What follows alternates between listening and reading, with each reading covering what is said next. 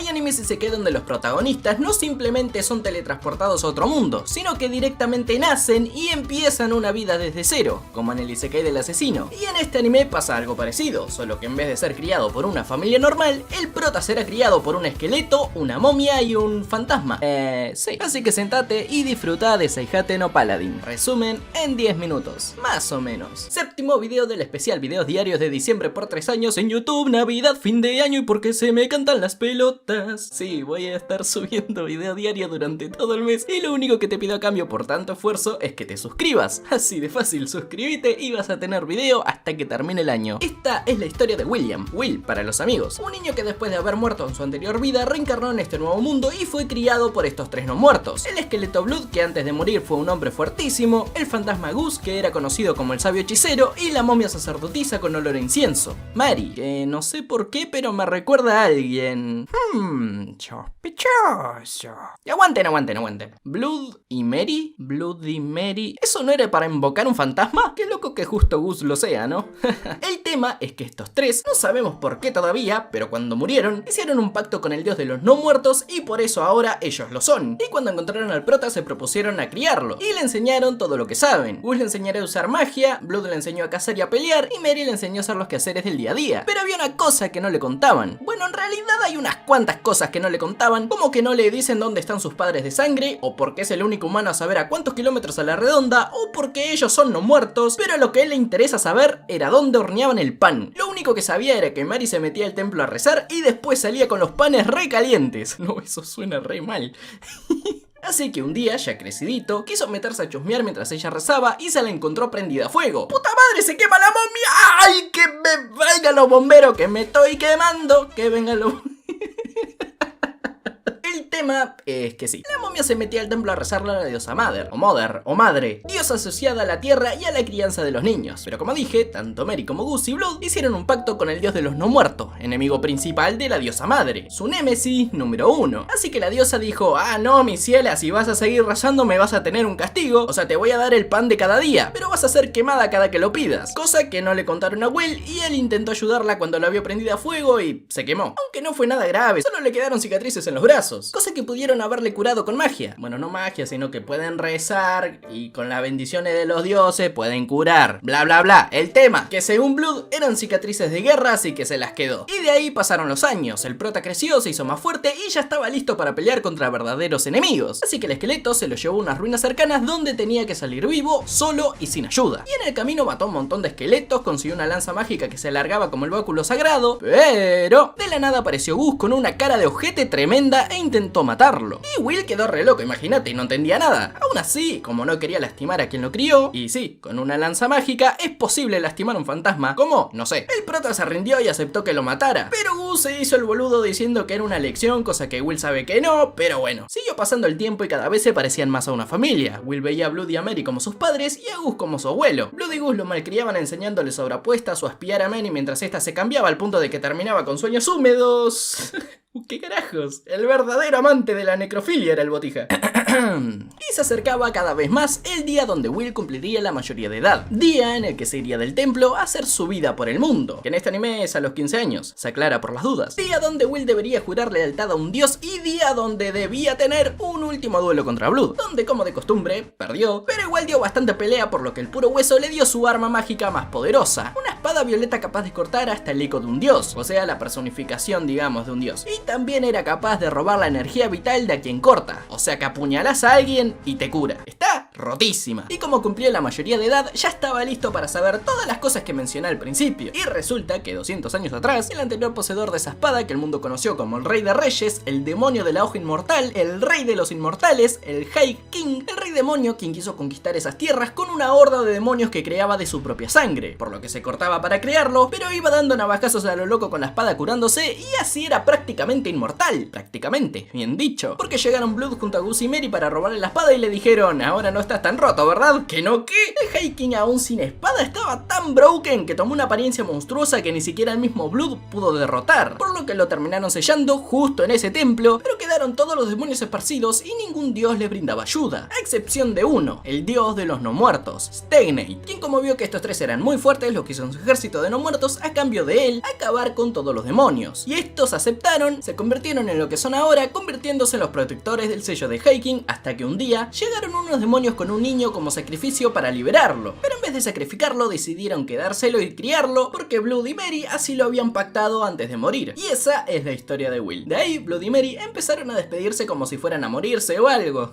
Cosa más rara porque si ya están remuertos, ¿no? Pues sí, pero no, porque justo aparece del mismísimo cielo Steinate. Bueno, en realidad no es tal como que aparezca él, sino que es el eco del dios que llegó a reclamar sus almas, porque se supone que por contrato, si perdían la fijación por el sello, él podría quedarse con sus almas, y como perdieron la fijación debido a que le agarraron más cariño al prota y estaban haciendo todo por él en vez de por el sello, pues llegó para llevárselas, aunque Gus obvio no lo iba a permitir, así que con su poderosa magia lo derrotó, o eso pensaba, porque sácate, lo cortan dos, pero no se llevó sus almas todavía, sino que los debilitó para decirle a Will que se una él también a su ejército si quiere estar con ellos. El día siguiente volverá, pero cuando llegó el momento, Will se negó y trató de cortarlo con la espada, y Steinate lo dejó inconsciente. Pero, en eso aparece ante el prota la diosa de las luces, Gracefield, la diosa que incluso lo acompañó desde su muerte y antes de reencarnar, a quien le juró lealtad pidiendo prestado su poder para cuidar a su familia, y con su fuerza tampoco lo derrotó, sino que este los distrajo para ir y robar definitivamente las almas de Blood, Mary y Gus. Y es que justo estaba por hacerlo, hasta que de la nada aparece la diosa Mother a salvarlos, porque a pesar de que Mary haya hecho un pacto con otro dios, esta siempre la protegió. Y gracias a la diosa Mother, a Gracefield y a la ayuda de Blood y Gus, Will no solo pudo enfrentar a Steinate, sino que también lo derrotó. Pero como dije, ese era el eco del dios, no era el verdadero, así que algún día volvería para vengarse del prota. Pero para eso faltan 10 años según Gus, así que después de derrotarlo, para festejar eso junto a la mayoría de edad de Will, todos festejaron con alcohol del fantasma hasta que Mary y Blood murieron. Esto debido a que como no cumplieron con su parte del contrato, ya no se les permite ser no muertos. Así que después de la última enseñanza a su hijo, de que proteja a los más débiles, de que construya en vez de destruir y que viva feliz y sin arrepentimientos, fallecieron haciendo que gracias a sus almas, Will pueda ver sus rostros humanos y la diosa Gracefield guió sus almas después de su muerte. Y Gus hizo un pacto con esta misma, donde le permitiría quedarse 10 años más para cuidar del sello hasta que Steinate vuelva, le dio sus tesoros al prota para su viaje, le dio un apellido mezclando su inicial junto a los nombres de sus ahora fallecidos padres, pasando ahora a ser William G. Mary Blood, o como lo pronunciarían en el anime, William G. Mary Blood.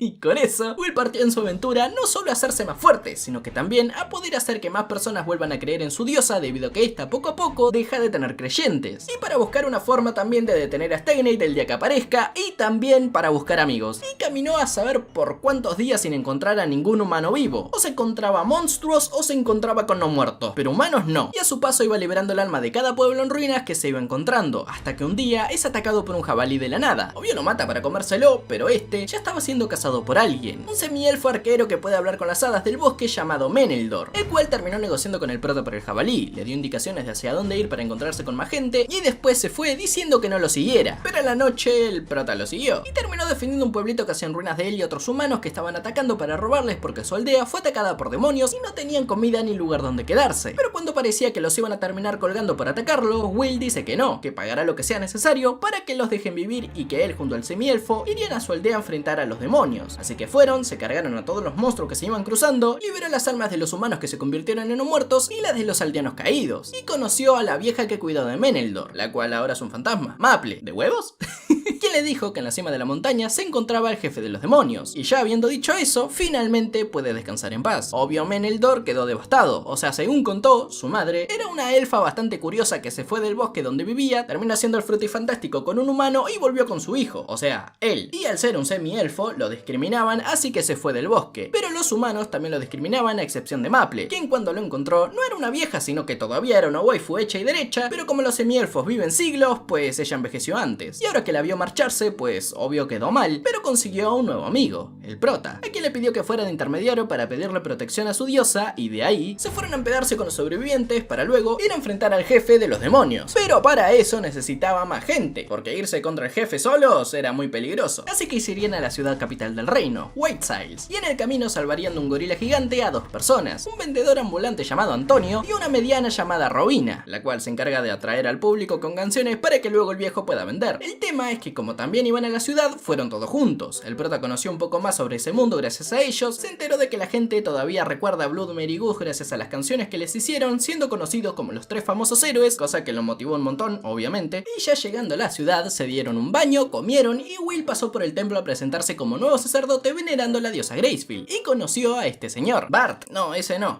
Bart Bagley, el párroco del templo que se muestra como un viejo corrupto, pero en realidad es todo lo contrario. Y mirá, si me estás hablando de un cura, es complicado creerte, la verdad, pero bueno. Le enseñó un montón sobre los dioses a Will, le presentó a su hija, Anna, que en realidad no es su hija de sangre, pero la crió, digamos, pero un día, de la nada, apareció un dragón violento rodeado por un gas oscuro en la ciudad. Pero tranquilos, porque Will junto a Meneldor lo detuvieron y el prota con su fuerza bruta le rompió el cuello al dragón, convirtiéndose enfrente de toda la ciudad en un héroe. Obvio, uno de los príncipes del reino, llamado, ojito al nombre, Ethelbald Rex Southmark. ¡Qué nombre de mierda! Igual, ¿se dieron cuenta de que si cambia la M por la P es South Park? Bueno, el tema es que el príncipe South Park obvio lo convocó para agradecerle de alguna forma y para decirle que venían rato siendo atacados porque al parecer la nube oscura vuelve furiosos a los monstruos, y al parecer un reino vecino la esparció por todo el suyo y qué sé yo cuánta historia más, y que por matarlo que le pida lo que sea que se lo da. Y Will dijo, quiero guerreros para enfrentar al jefe de los demonios, y el príncipe dijo, no, chupala, pero después le dijo, bueno, está bien, pero primero quería que el prota, por su terrible hazaña, se convirtiera en un héroe legalmente, así que pidió al párroco que lo nombraran paladín, porque es un guerrero con la gracia de un dios y qué sé yo, algo así explicaron, no sé. Si alguien lo sabe más a detalle lo deja en los comentarios. El tema es que hicieron la ceremonia, el prota ahora es un paladín y fue al gremio a dejar una petición a los aventureros para ir a enfrentar al jefe de los monstruos y como recompensas serían las gracias, sí. Nada más, gracias por ayudar. Y obvio todos dijeron que no, a excepción de un grupo